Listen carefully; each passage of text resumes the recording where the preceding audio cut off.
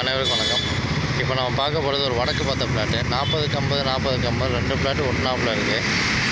அப்படி பார்த்தீங்கன்னா 80க்கு 50 plot size 30 அடி ரோடு. எங்கே இருக்குதுன்னு பார்த்தீங்கன்னா மதுரை டு நத்தம்பரவடி. நத்தம்பரவடியில் திருப்பாலையில் ஜென்ஸ் காலேஜை தாண்டினோன்னே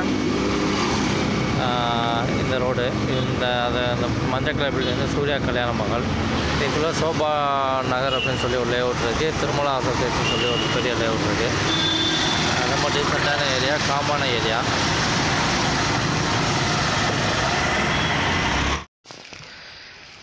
மெயின் ரோட்லேருந்து கரெக்டாக 500 மீட்ரு வருது.